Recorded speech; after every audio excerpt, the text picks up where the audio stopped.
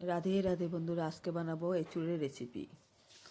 তার জন্য এঁচুড়টা ভালো করে কেটে নিব। কেটেছি আমার বর, হাতে আঠা লাগে বলে বর কাটতে ভালোবাসে, উনি কাটছে। আমি একটু নুন দিয়ে হালকা ভাপ দিয়ে নিব এখন, আর সাথে হলুদ দিব। একটু গরম জলে সিদ্ধ করে নিব।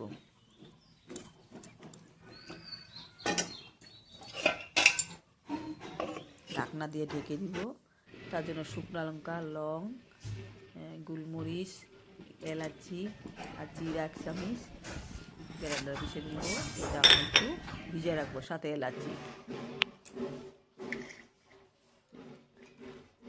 উপকরণগুলো গ্রাইন্ডারে ঢেলে দিচ্ছি। এখন পেঁয়াজ, রসুন, আদা, টমেটো এগুলা সাথে দিয়ে গ্রাইন্ডারে পিষবো। কড়াই গরম হয়েছে, তেল ঢালবো।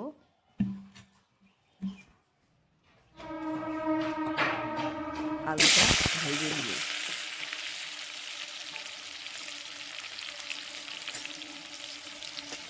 লাল লাল করে ভেজে নিব। ভাজা হয়ে গেলে এখন নামাবো। আলুটা নামাবো। এখন ওই ভাজা আলুর তেলের মধ্যে কিছু পেঁয়াজ ঢেলে দিব। পেঁয়াজটা ভালো করে কালাভাবে ভেজে নিয়েছি। সাথে নুন আর হলুদ দিয়ে দিব। ভাজা হওয়ার পরে নুন আর হলুদ দিব।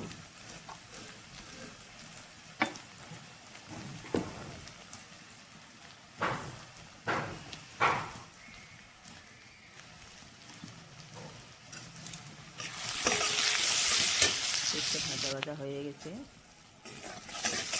এখন টমেটো ঢেলে দিব। কেটে রাখা টমেটো ঢেলে দিব। 1 চামচ টমেটো ঢেলে দিব।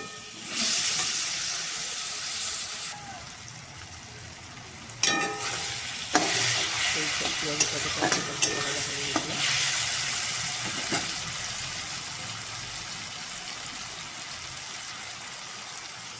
গ্রাইন্ডারে পিষে রাখা মশলাগুলো ঢেলে দিব। এখন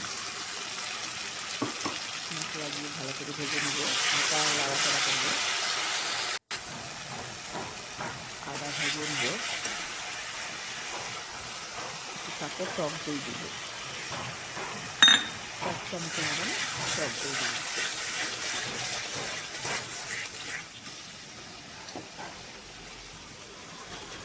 এই টুকটা এখন ধুয়ে দিব।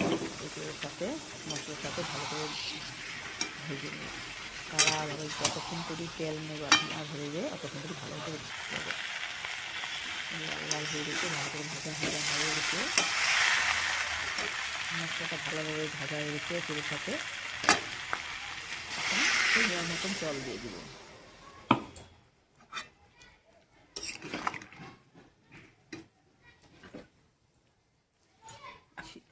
ভেজে রাখা আলুটা ঢেলে দিব জল ঢালা।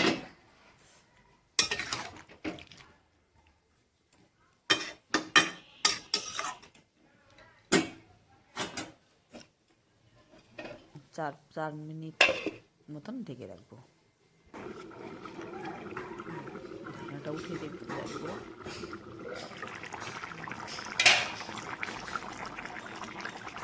আলু সব সিদ্ধ হয়ে গেছে ভালোভাবে। দই দিলে কালারটা একটু কম আসে, লালটা একটু কম হয়। এখন সাথে একটু ঘি দিয়ে দিব।